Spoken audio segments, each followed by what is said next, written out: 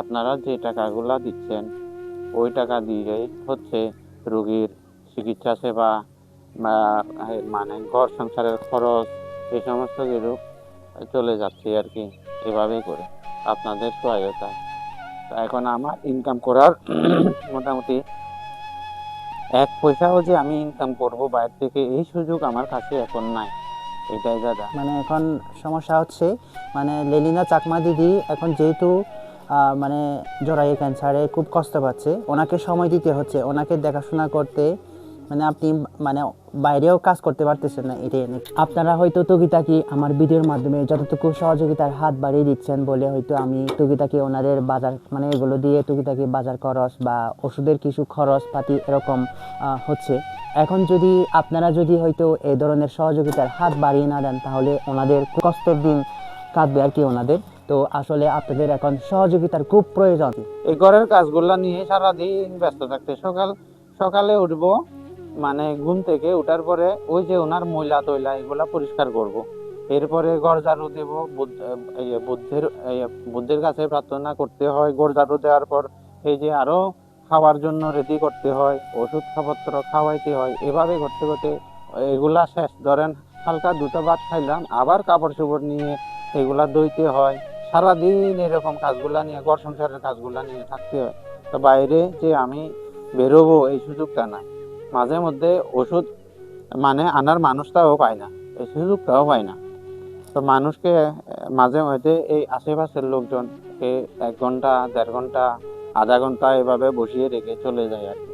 এভাবে দিন যাচ্ছে দাদা, কি করতাম বলেন। এখন আমিও এই আজকে থেকে মোটামুটি গাইয়ে এখন জ্বর আছে আমার, তারপরেও আমি ছাড়া করার কেউই নেই। আমার একটু জ্বর আছে, বিকালে গেলাম এখন তো আপনি ওষুধপত্র নিয়ে আপনি আসলাম। রোগীকে দেখাশোনা না করলে তো আর ওইরকম দেখার মতো আর কেউ না। আর আর কেউ নাই, আত্মীয় স্বজন থাকলে অনেক দূরে, যার সংসার নিয়ে তার হয়। এই এখন আমরা শুধু 3 জন মানুষ।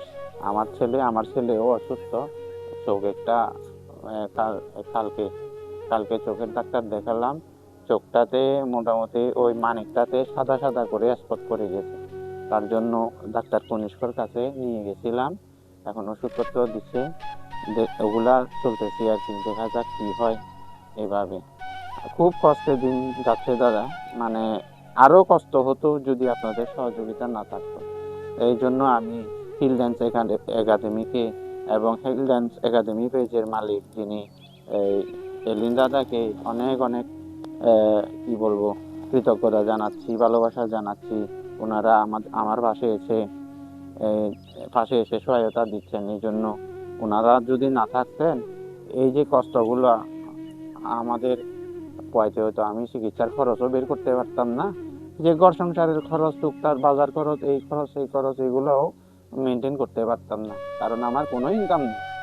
এই অবস্থা দাদা। তাহলে তো খুব মানে করুণ পরিণতি। এখন আমিও ছেলেকেও তো এখনো আসলে আমিও তো ওই পরিমাণে টাকা উত্তোলন করে দিতে পারি না আসলে। আমি ওই ধরনের হয়তো বড় মাপের মানুষ না, যার কারণে হচ্ছে মানে সত্য পরিসরে যতটুকু পারি চেষ্টায় চালিয়ে যাচ্ছি আর কি। এখন আমার তো খুব চিন্তা লাগতেছে, এখন যদি টুকিটাকি যদি মানুষ যদি এখন সহযোগিতার হাত বাড়িয়ে না দেয় তাহলে তো খুব একদম করুণ পরিণতি হবে আপনাদের। হ্যাঁ দাদা, এখনো ছেলেকে ভর্তি করাই দিতে পারি না, কি কি করবো যে বুঝতে পারতেছি না। যে আপনার সাথে কথা বলতে বলতে তরকারিটাও ইয়ে হয়ে গেছে।